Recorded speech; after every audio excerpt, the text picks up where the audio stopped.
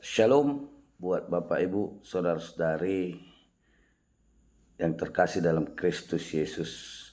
Saya dapat pertanyaan seperti ini. Yang pertama saya mau terangkan bahwa Alkitab tidak pernah mengatur jumlah istri seseorang dalam kehidupannya.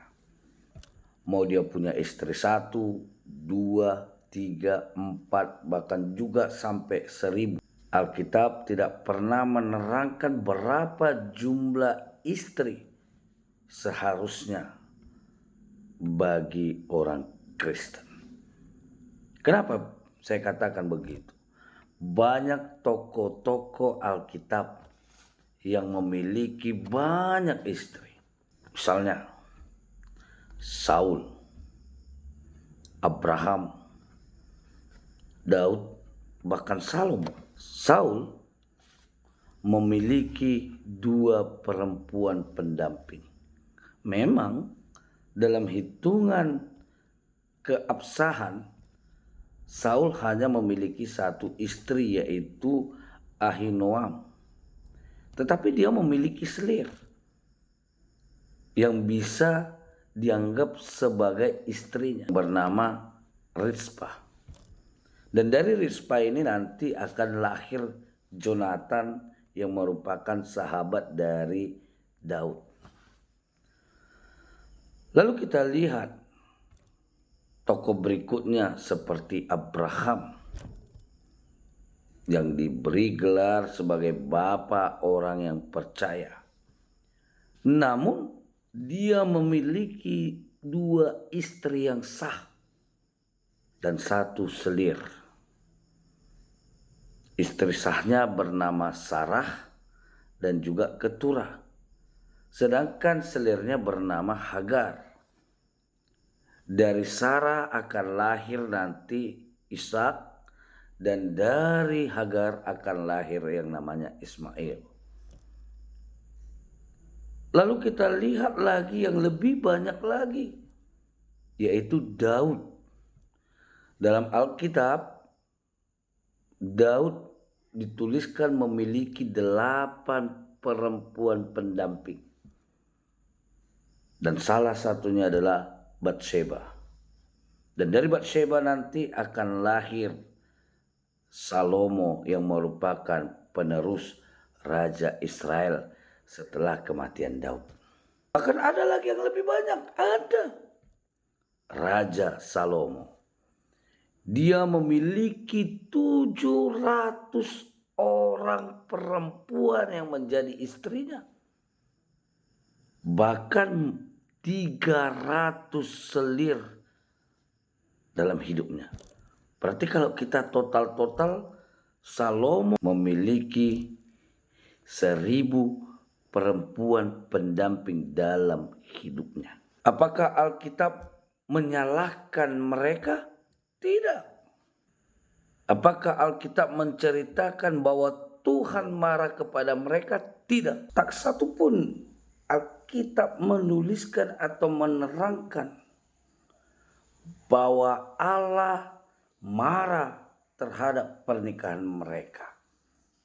Namun kita dapat belajar apa yang terjadi dalam kehidupan mereka. Apakah para tokoh-tokoh Alkitab itu bahagia dalam pernikahannya? Mari kita kaji. Yang pertama kita kaji tentang Saul yang memiliki 2 pendamping perempuan dalam hidupnya. Kita lihat dari seorang selir yang bernama Rizpah lahir seorang anak laki-laki yang bernama Jonatan. Apa yang terjadi antara Saul dan Jonatan? Tidak ada cinta kasih antara ayah dan anak di dalam kehidupan mereka. Kenapa?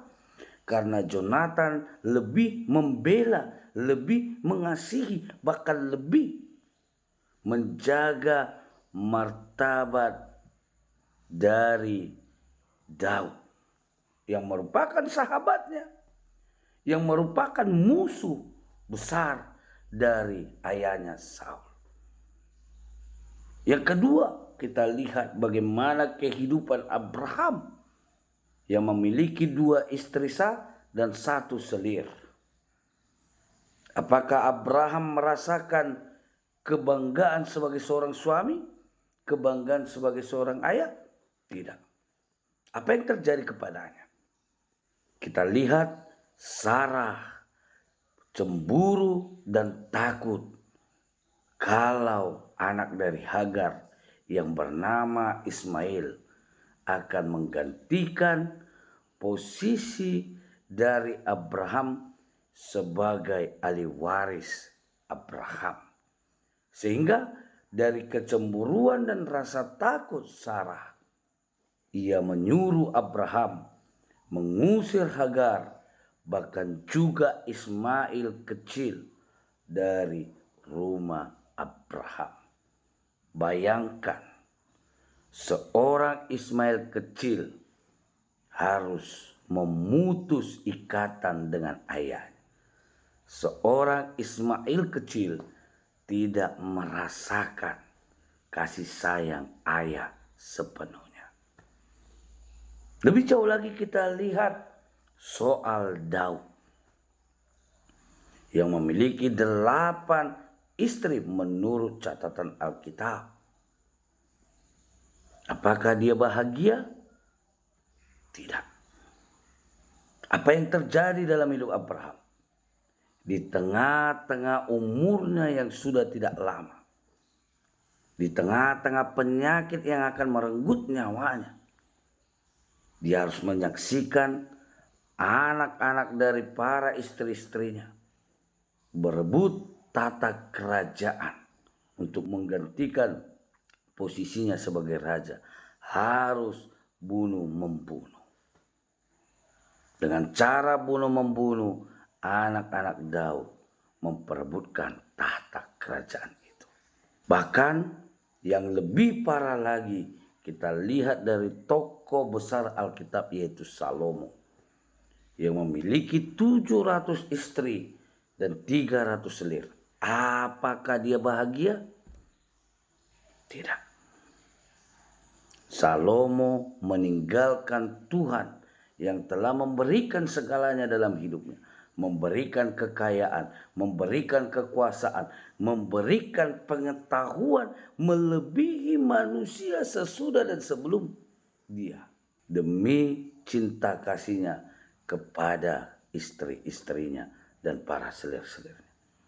Dia menentang hukum Tuhan dalam hidupnya dengan mengikuti peribadatan-peribadatan yang dipercayai para istri-istrinya, dan itu sangat bertentangan dengan perintah Tuhan dalam hidup. Sehingga Salomo dicap sebagai raja yang tidak punya pendirian di dalam imannya. Bapak Ibu saudara-saudara yang terkasih dalam Kristus Yesus, pernikahan itu bukan berbicara mengenai jumlah pasangan kita, tetapi pernikahan itu dibangun, dibentuk, dan dijalankan dengan tujuan kita bahagia. Kita mampu membangun kerohanian kita di dalam pernikahan kita. Oleh sebab itu dalam dogma dan doktrin Kristen, pasangan yang menikah, rumah tangga yang ideal adalah 1 istri dan 1 suami. Karena dengan 1 istri, 1 suami, kemungkinan besar untuk bahagia itu bisa terwujud. Kemungkinan besar untuk membangun iman kita kepada Tuhan Yesus bisa tercipta. Karena pernikahan yang sesungguhnya adalah bahtera bagi kita memuliakan Tuhan. Demikian yang bisa saya terangkan. Jika ada teman-teman mau menambahi atau mempertanyakan apa yang saya terangkan, boleh kita diskusi di kolom komentar. Shalom, Tuhan Yesus memberkati.